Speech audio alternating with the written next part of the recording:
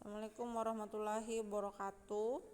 Anak-anak sekalian, hari ini di video ini Ibu akan membahas ulangan harian kemarin.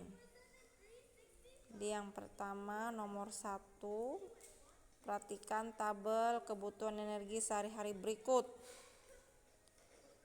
Jadi ini ada tabel, ada 2 tabel di atas kebutuhan energi sehari-hari berdasarkan jenis kelamin.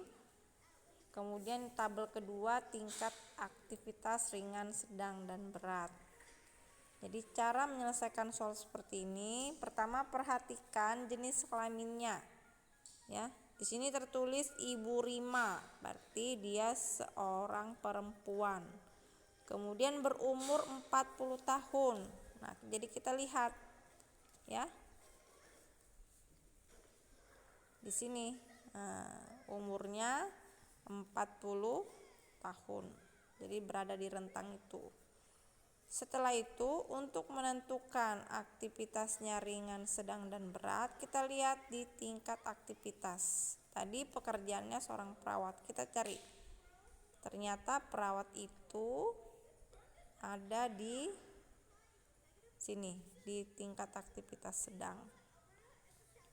Jadi kita lihat lagi ke tabel atas. Jenis kelamin perempuan, kemudian umur antara 40, aktivitas sedang. Nah, berarti jumlah yang dia butuhkan kalorinya adalah 2000. Jadi jawabannya yang C. Nomor 2, perhatikan informasi berikut. Ini ada informasi gizi seimbang ya. Berdasarkan usia, jenis kelamin, kebutuhan kalori dari karbohidrat, protein, lemak, kemudian kalori totalnya. Berdasarkan wacana gizi seimbang, beri tanda centang untuk pernyataan berikut. Kita lihat. Pernyataan, seiring bertambah usia seseorang, perempuan semakin besar kebutuhan kalorinya. Jadi kita lihat yang berjenis kelamin perempuan aja. Yang pertama, umur 19 sampai 29. Jumlah kalorinya 2350 ya. Kemudian kita lihat lagi usia 30-49. Perempuan, jumlah kalorinya 2350 lagi. Ya. Kemudian di rentang berikutnya 2350 lagi ya. Nanti ada meningkat di rentang usia 65 sampai 80 ya. Ini. Jadi cuma 1 kali, yang kebanyakan dia tetap total kalorinya. Berarti jawabannya di sini ya salah ya. Jadi sering bertambah usia perempuan seseorang, tidak semakin besar kebutuhan kalorinya. Kemudian yang kedua, kebutuhan lemak tertinggi untuk seorang laki-laki dan perempuan adalah pada usia 19 sampai 29 tahun. Untuk laki-laki dan perempuan. Kita lihat lemak. Lihat di kolom lemak. Jadi lihat yang di sini. Nah, ya. Kita lihat kebutuhan lemak tertinggi untuk seorang laki-laki dan perempuan pada usia 19 tahun. Lihat. Usia 19 sampai 29 tahun untuk laki-laki saja 75. Usia 34,9 ya 70. Kemudian usia 50 sampai 64 60. Kemudian usia 65 sampai 80 50 ya. Jadi paling tinggi di usia 19 sampai 29 itu laki-laki. Sekarang kita cek yang perempuan. Usia 19 sampai 29 untuk perempuan, kebutuhan lemaknya 65. Bertambah lagi usianya 60 ya. Nih, 60. Kemudian umur 50 64 50. 65 sampai 80 45. Nih. Berarti paling tinggi di 19 sampai 29. Jadi untuk pernyataan kedua itu benar. Untuk pernyataan ketiga, kebutuhan karbohidrat dan protein laki-laki berusia 25 tahun lebih besar dibandingkan dengan laki-laki berusia 35. Kita lihat protein laki-laki, lihat kolom protein yang ini. Usia 25 ya. Berarti ada di rentang usia sini untuk laki-laki. Proteinnya berapa? Proteinnya 65 ya. Kemudian kita lihat pada usia 35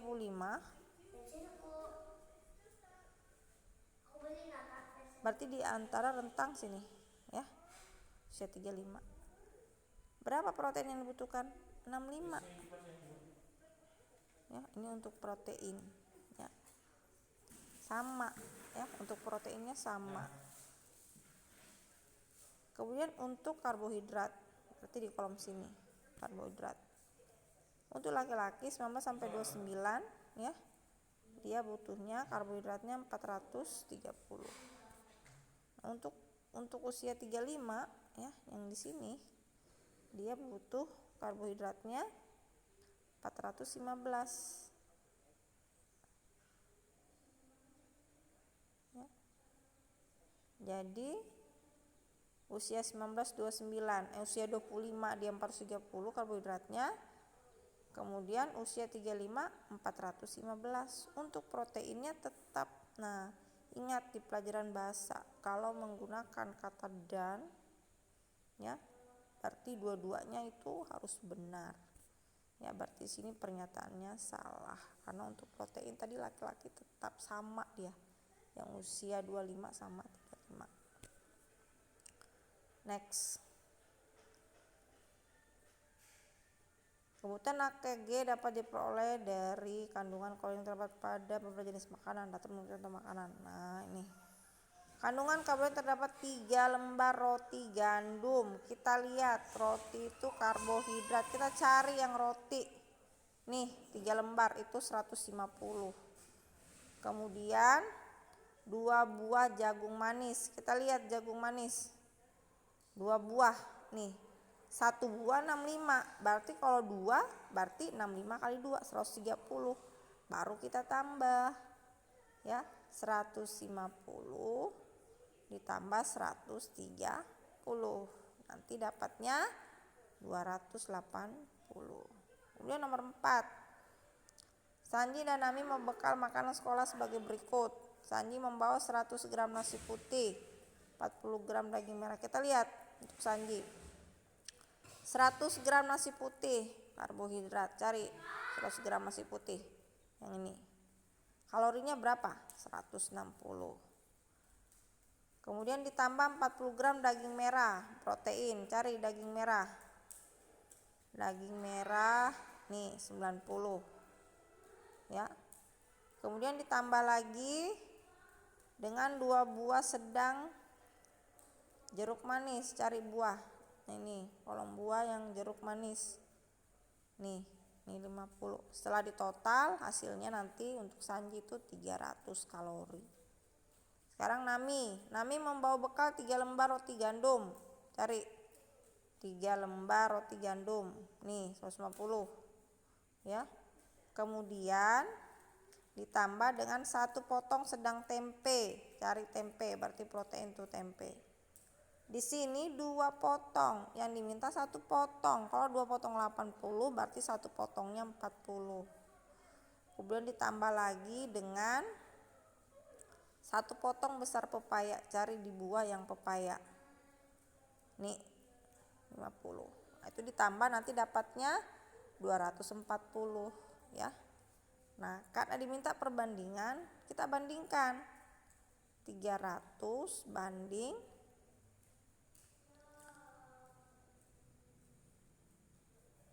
240. Masing-masing dibagi 60, nanti dapatnya 5 banding 4.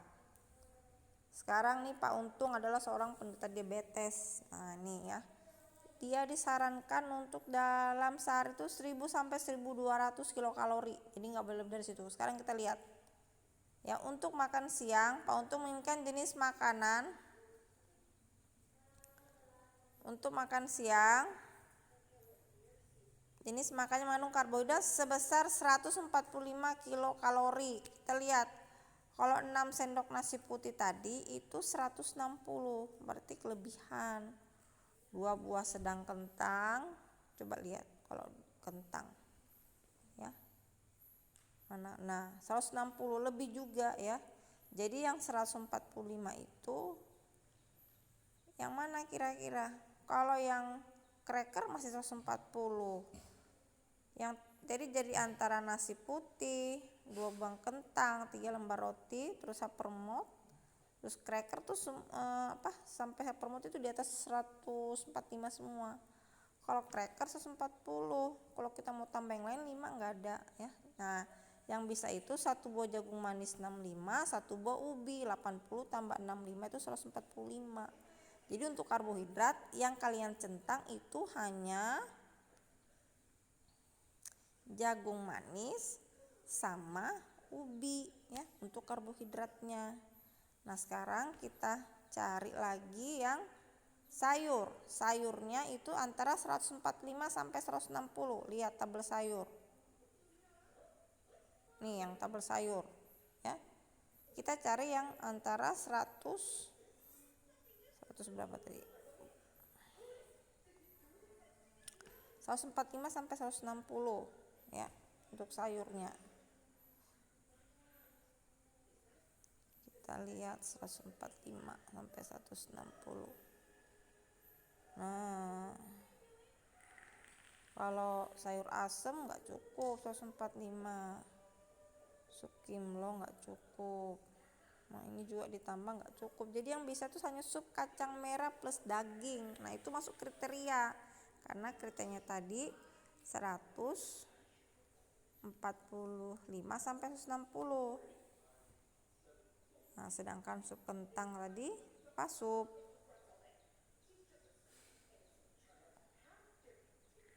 apa tadi tuh? Sup kacang merah plus daging 146. Jadi masuk di situ ya. Sekarang buah tidak lebih dari 30 kilokalori. Kita lihat kolom buah, mana buah? Nih buah. 40 lebih, 26 kurang. 40 lebih. 1 buah kecil apel di atas 50. Tadi mintanya di bawah 30. Berarti ini buat 30 hanya 1, yaitu 1 gelas jus semangka. Jadi jawabannya sini hanya boleh nyentang yang buah, hanya boleh jus semangka. Ya. Terus protein sebesar 95 kilokalori. Ya. Kita lihat kolom protein. 95 kalori. Kita lihat 95 kalori. Nah, hanya yang 95 itu hanya telur ayam negeri. Ya. Jadi hanya 5 yang kalian centang. Jawabannya 1 buah jagung manis, 1 buah sedang ubi, kemudian sup kacang merah plus daging, jus semangka, sama tadi telur ayam negeri 1 butir. Nah, ini untuk dietnya Pak Untung. Setelah ditotal itu jumlahnya dari 1000 sampai 1200 ya.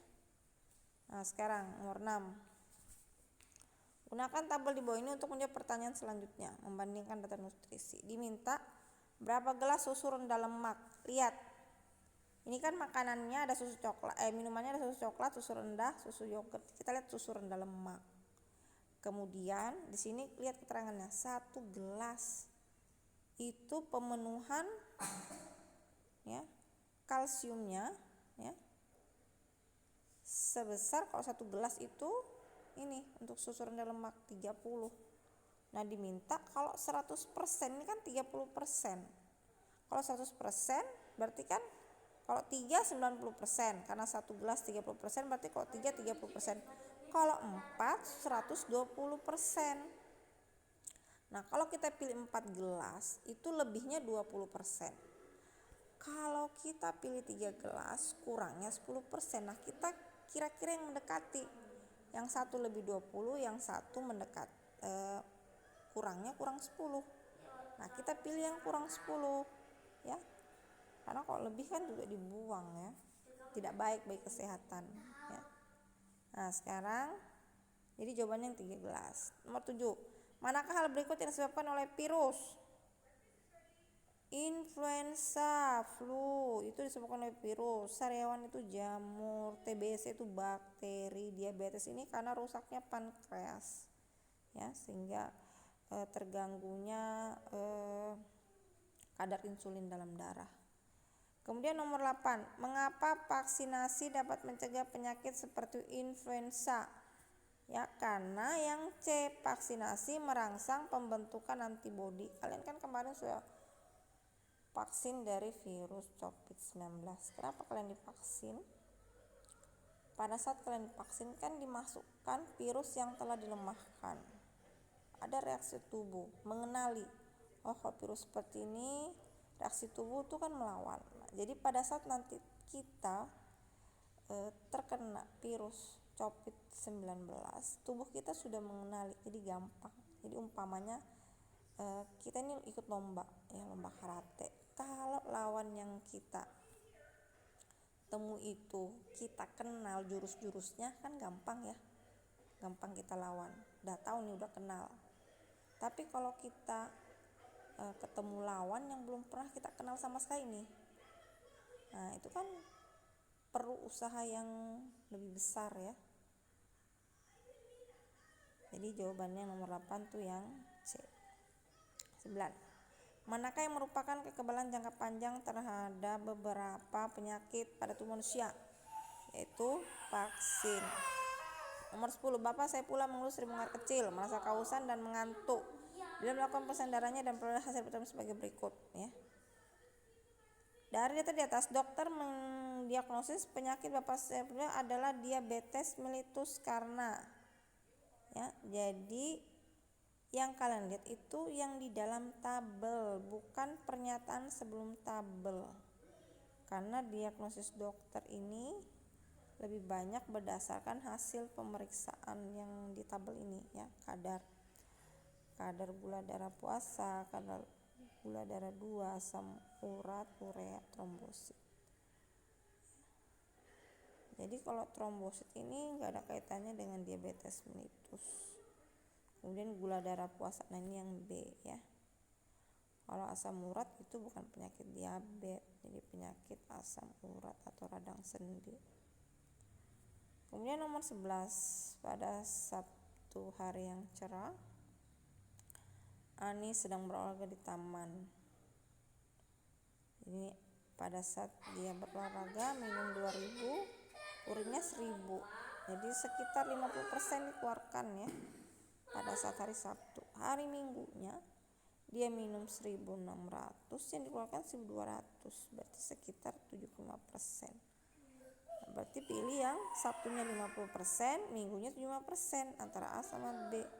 Nah, tinggal kita lihat pada saat hari Sabtu, ya, kenapa dia 50% pada saat dia olahraga, beraktivitas? Karena, ya, tubuh itu menyerap air kembali ke dalam darah untuk mendinginkan otot, ya, jadi dikeluarkan melalui keringat. Karena sudah dikeluarkan melalui keringat, otomatis yang dikeluarkan melalui urin, dalam hal ini alkohol ginjal, pasti lebih sedikit. Jadi jawabannya yang A. Nah, demikian untuk soal ulangan semester kemarin, ya. Nomor 12 ini kemarin soal pada saat tadi kelas, ya, yang jurnal Kiki. Demikian pembahasan ulangan harian bab 2 tentang sistem organisasi kehidupan. Mudah-mudahan kalian lebih paham dengan menonton video ini. Assalamualaikum warahmatullahi wabarakatuh.